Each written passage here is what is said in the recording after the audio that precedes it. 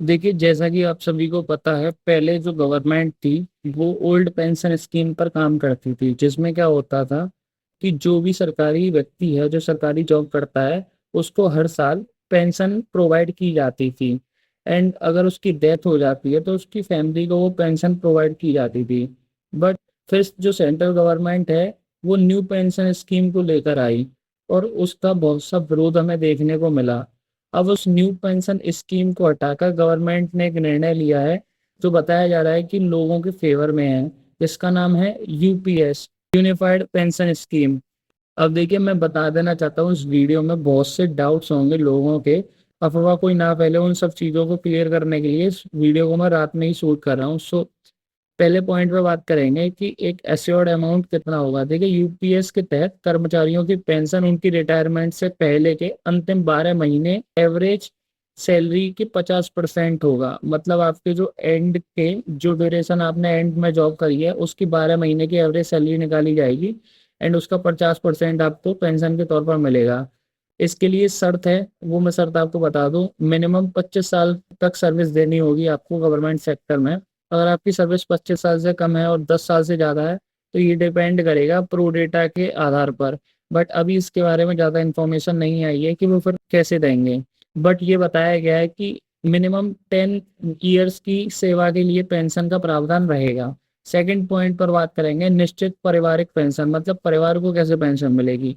देखिए, यूपीएस जो कि मैंने बताया गवर्नमेंट की नई पेंशन योजना है, उसके तहत पारिवारिक पेंशन भी दी जाएगी। यहाँ पर पेंशन कर्मचारी के मूल वेतन का 60% होगी। ये पेंशन एम्प्लॉय की मृत्यु के तुरंत बाद उसके परिवार को दी जाएगी।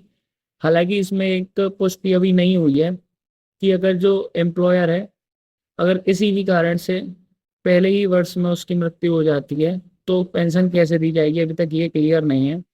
तीसरे पॉइंट पर बात करेंगे, न्यूनतम पेंशन का प्रावधान।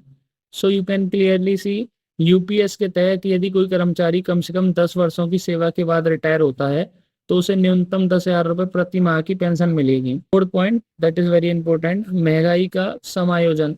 इस योजना में पेंशन, पारिवारिक पेंशन और न्यूनतम पेंशन का मुद्रास्फीति के अनुसार समायोजन का प्रावधान भी है। Point is gratuity. यूपीएस के तहत रिटायरमेंट के समय एक मुश्त भुगतान किया जाएगा जो कर्मचारियों के अंतिम वेतन, मीन्स मूल वेतन प्लस महंगाई भत्ता का 1/10 का हिस्सा होगा।